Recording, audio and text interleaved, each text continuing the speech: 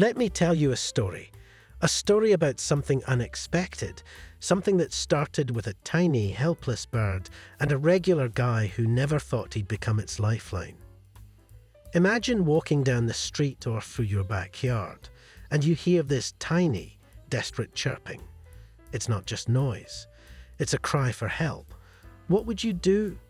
Would you stop? Would you look around? Would you just keep walking, thinking nature will figure itself out?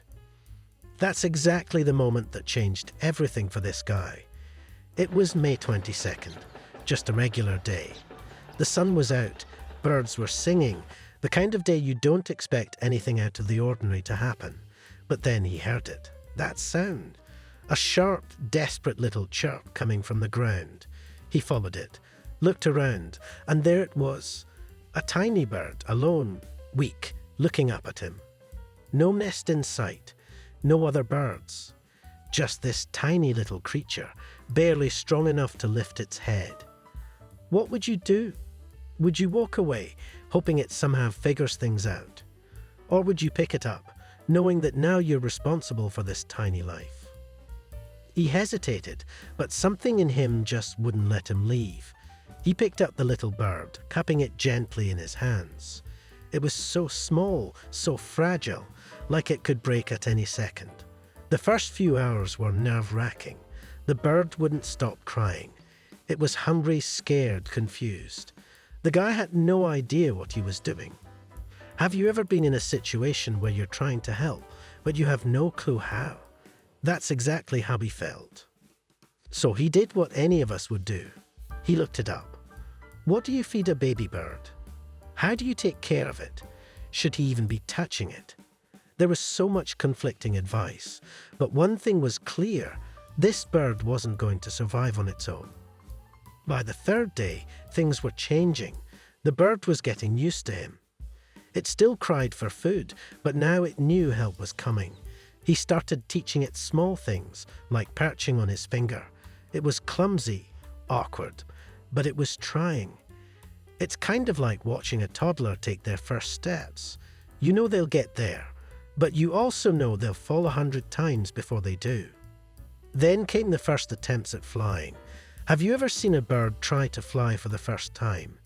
It's both hilarious and heartbreaking. The little thing flapped its wings, hopped a little, but mostly just tumbled onto its face. But every time it failed, it got back up. It tried again. It didn't give up. A few days later, something incredible happened.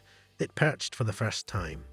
That might not sound like a big deal, but to this tiny bird, it was everything.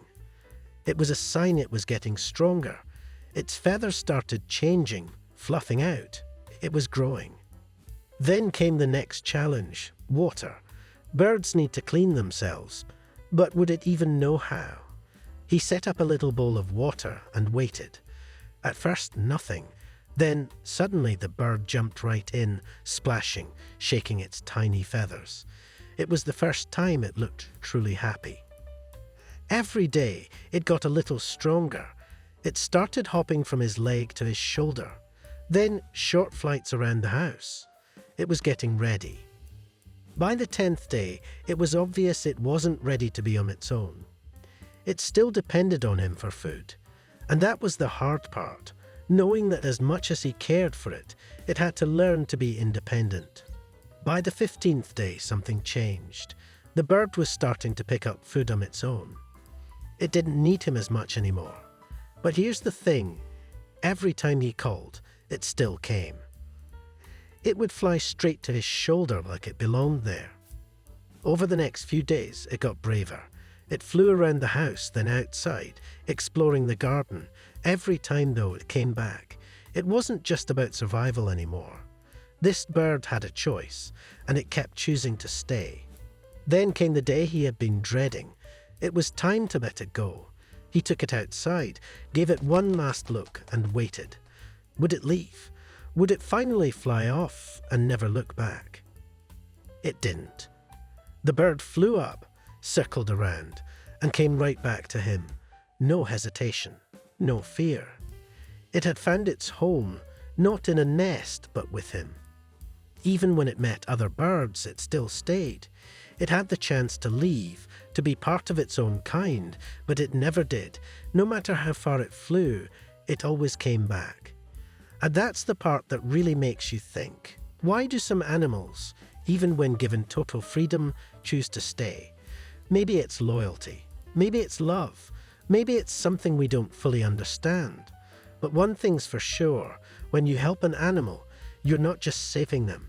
Sometimes they end up saving you too. So here's the thing. You don't have to rescue a bird to make a difference. There are animals everywhere who need help. Pets who need homes. Shelters that need volunteers. Even just lost animals trying to find their way. You might think your actions don't matter, but to that one creature, you might be everything. So, next time you hear a tiny cry for help, will you stop and listen?